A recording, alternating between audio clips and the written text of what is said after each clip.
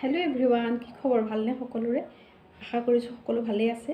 আজি মই আকৌ এটা নতুন ৰেচিপি লৈ আপোনালোকৰ ওচৰলৈ আহিছোঁ আৰু ৰেচিপিটো সকলোৱে শেষলৈকে চাব বুলি মই আশা কৰিছোঁ। আৰু ৰেচিপিটো চাই কেনেকুৱা পালে এটা কমেণ্ট কৰি জনাব। মোৰ চেনেলটো লাইক কৰিব, শ্বেয়াৰ কৰিব আৰু ছাবস্ক্ৰাইব কৰি দিব। এতিয়া ব'লকচোন মোৰ ৰেচিপিটো ফালে আগবাঢ়োঁ। মোৰ ৰেচিপিবিধ বনাবৰ কাৰণে প্ৰথমে লৈছোঁ কেইটামান সৰু সৰু বাট মাছ আৰু তাৰ লগতে কেইটামান হালধীয়া আৰু ক'লা সৰিয়হো অলপ দি তিয়াই ৰখা হৈছে। এইকেইটা লৈ মোৰ ৰেচিপিটো বনাম বুলি ভাবিছোঁ। সৰিয়হখিনি এয়া ভালকৈ ধুই ল'লোঁ, ধুই পেলাই মিক্সি এয়া ভৰাই ল'লোঁ ইয়াতে। আৰু ইয়াৰ লগত দিছোঁ মই আদা, নহৰু আৰু এটা জলকীয়াটো ভাল কৰি দিছোঁ। এতিয়া এইখিনি মই ভালকৈ পেষ্ট কৰিম, তাৰপিছত দেখাই আছোঁ কেনেকৈ কি কৰিছোঁ আপোনালোকক। লগতে অকণমান পানী দি ল'লোঁ, তেতিয়া পেষ্ট কৰিবলৈ ভাল হ'ব আৰু বনাবলৈও ভাল হ'ব। এয়া পেষ্টখিনি ৰেডি হৈ গ'ল আৰু মই কেনেকৈ কি কৰোঁ আপোনালোকে আগলৈ চাই থাকক। এইফালে টাৱা গৰম হৈ গ'ল আৰু ইয়াতে মই অকণমান পাতলাকৈ তেল দিছোঁ।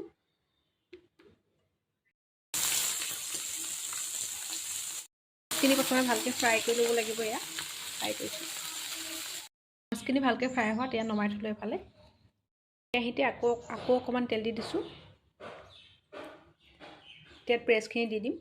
দিয়াৰ পাছতে সেইখিনি অকণমান জাষ্ট 1-2 ছেকেণ্ড অকণমান লৰাই পেলাই ভাজিলোঁ। তাতে সোৱাদ অনুসৰি অকণমান হালধি আৰু অকণমান নিমখো দিলোঁ, দি পেলাই আকৌ অকণমান দেৰি ভাজি দিলোঁ। অকণমান জাষ্ট মানে এইবোৰ 1-2 ছেকেণ্ডৰহে ভাজা হৈছে। ভাজিলোঁ, তাতে আকৌ ফ্ৰাই কৰি থোৱা মাছখিনি মই তাত এড কৰি দিলোঁ।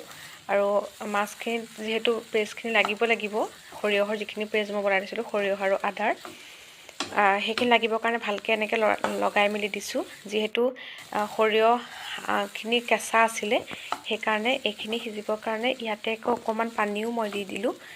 পানীখিনি দি দিলে মানে অকণমান ধুনীয়াকৈ ভাজিবলৈ মানে তাতে গপতে অকণমান সিজে আৰু সিজিলে খাবলৈ টেষ্টটো বেছি ভাল হয়। সেইবাবে অকণমান পানীও তাৰ লগতে মই এড কৰিলোঁ।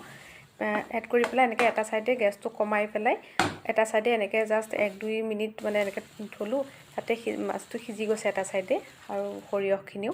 আৰু তাৰ পাছতে আকৌ মই ইটো ছাইডে তেনেকৈ পেলাই আকৌ এটাকে মাছখিনি লুটিয়াই দিলোঁ। পাছত মাছটো লুটিয়াই দিব। চাওকচোন কেনেকৈ গোটেইখিনি লুটিয়াই মই আপোনালোকক দেখাই আছোঁ। চাওক, মাছখিনি গোটেইখিনি লুটিয়াই দিলোঁ। ঠিকেই ধৰিব পাৰিছেনে? এয়া মাছ ৰেডিয়ে হৈ গ'ল প্ৰায়। মাছৰ লগতে আজি আমাৰ দুপৰীয়া সাজত আমি কি বনাইছোঁ সকলোখিনি আপোনালোকক ভিডিঅ'টো শেষত দেখাম। এইফালে চাওক, ফাইনেলি মোৰ ৰেচিপিটো ৰেডি হৈ গ'ল আৰু লগতে মোৰ থালিখনো ৰেডি হৈ গ'ল। যিহেতু আপোনালোকক মই জনাইছিলোঁ মোৰ থালিখনত কি আছিলে মই জনাম বুলি দুপৰীয়া সাজত।